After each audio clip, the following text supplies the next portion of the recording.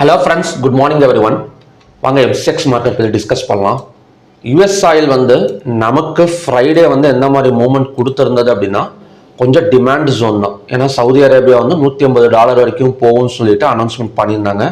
So அதனால் கிட்டத்தட்ட ஒரு 3.70% வரைக்கும் அப் கொடுத்துருந்தது. இன்னைக்கு ஓவர் நைட் மார்க்கெட் எப்படி மூவ்மெண்ட் கொடுத்துருக்கு அப்படின்னா ஒரு ரெட் கலர் கேண்டல் மாதிரி ஃபார்ம் ஆகிட்டே வருது. ஸோ இந்த ரெட் கலர் கேண்டலுக்கு என்ன ரீசன் அப்படின்னா இவங்க ஒரு நியூஸ் கொடுத்துருக்குறாங்க. அதாவது அமெரிக்கா அவங்களோட இதை பாதுகாக்கிறதுக்கு, அதாவது எக்கனாமிக் ப்ராப்ளம் பாதுகாக்கிறதுக்கு எல்லா முயற்சியும் எடுத்துட்டு இருக்கிறாங்க. ஸோ அதனால ஒரு சப்ளை கிரியேட் ஆகக்கூடிய சான்சஸ் இருக்கு அப்படிங்கிற மாதிரி ஒரு நியூஸ் வந்திருக்கு. Oil prices eases US pulls out all stops to secure supply. ஓகேங்களா?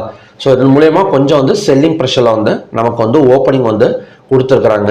அது மட்டும் இல்லாமல் நமக்கு பிரெண்ட் க்ரூட் ஆயில் $111 ட்ரேட் ஆகிட்டு இருக்கு. WTI க்ரூட் ஆயில் $98.34 ட்ரேட் ஆயிருக்கு. ஏன்னா பிரெண்ட் க்ரூட் ஆயில் $114 ஹை. அதையும் பிரேக் அவுட் பண்ணா ஸோ நமக்கு கண்டினியூஸா மேலே வரதுக்கு சான்சஸ் இருக்கு அப்படிங்கிற மாதிரி பார்த்துருந்தோம். ஸோ இப்போ நமக்கு ஒரு 0.48% பக்கம் டவுனாக தான் இப்போதைக்கு ட்ரேடிங் கொடுத்துட்டு இருக்கு. இது செல்லிங் ஆகுமா அப்படின்னு பார்த்தோம் அப்படின்னா ஒரு பாசிபிலிட்டிஸ் இருக்கு. மற்றபடி நாம ஒரு சப்போர்ட் அண்ட் ரெசிஸ்டன்ஸுக்குள்ளார நாம பார்த்துக்கலாம். ஓகேங்களா?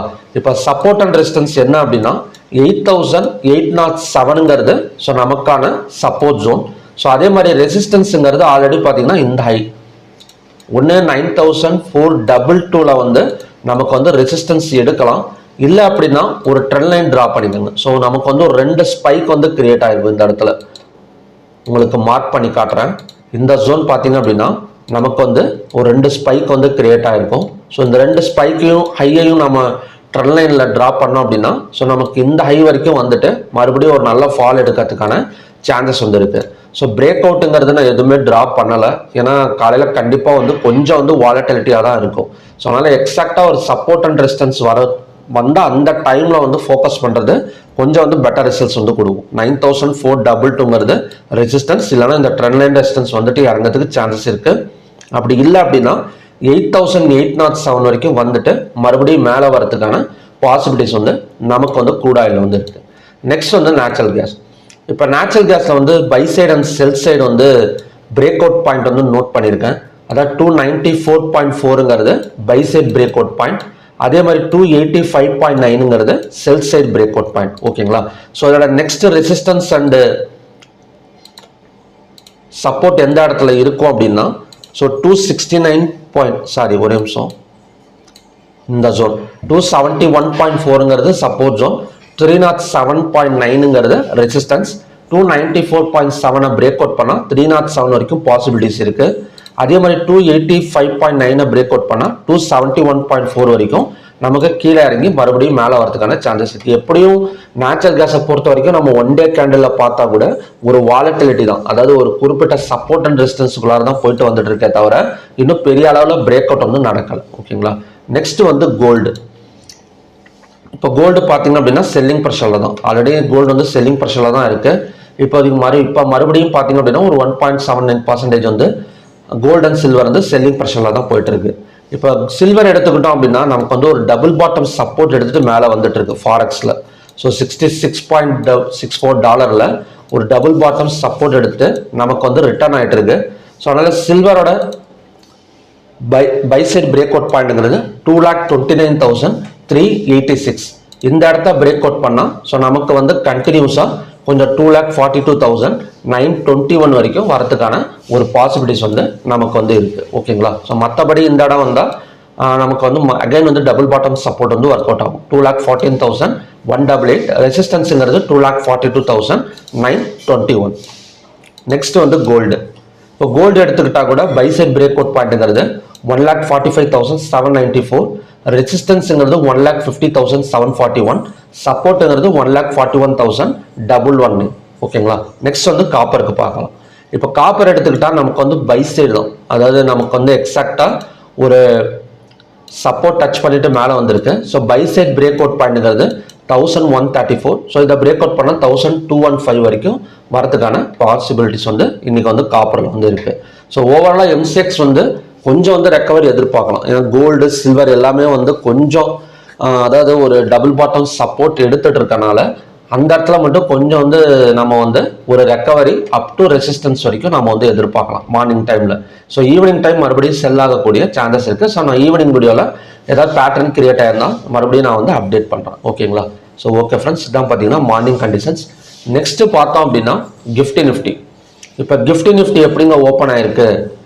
இன்னைக்கு வந்து ஒரு 23 பாயிண்ட்ஸ் வந்து மைனஸில் போயிட்டு இருக்கு. நமக்கு 350 பாயிண்ட்ஸ் பக்கம் ஃப்ரைடே ஈவினிங்கில் வந்து ஒரு டவுன் வந்து கிரியேட் ஆகிட்டு இருந்தது. இப்போ வந்து ட்ரம்ப் வந்து 48 ஹவர்ஸ் வந்து கெடு கொடுத்துருக்கிறாரு ஈரானுக்கு. ஸோ ஸ்ட்ரைட் ஆஃப் ஹார்மஸை வந்து நீங்கள் தொடர்ந்து விடலை அப்படின்னா இன்னும் மோசமான விளைவுகளை வந்து நீங்கள் சந்திக்கலாம் அப்படிங்கிற மாதிரி கெடு கொடுத்துருக்கிறாரு. ஆல்ரெடி நமக்கு வந்து ஒரு 24 மணி நேரம் முடிஞ்சிச்சு, இன்னொரு 24 மணி நேரம் தான் இருக்குது. ஸோ அதுக்குள்ளார அவங்க வந்து அவங்களே என்ன சொல்லிட்டாங்க அப்படின்னா, எக்காரணத்தை கொண்டு நாங்கள் இதெல்லாம் பண்ண முடியாது, ஸ்ட்ரைட் ஆஃப் ஃபார்மர்ஸை ஒரேடியாக மூட போகிறோம் அப்படிங்கிற மாதிரி சொல்லியிருக்காங்க. ஒரு பெரிய அளவில் வந்து கேஸ் தட்டுப்பாடு இருக்கலாம் அப்படிங்கிற மாதிரி நியூஸஸ் வந்து போயிட்டுருக்கு. ஓகேங்களா? ஸோ நமக்கு வந்து இப்போதைக்கு வந்து ஒரு கிரீன் கலர் கேண்டில் ஃபார்ம் ஆகலாம்.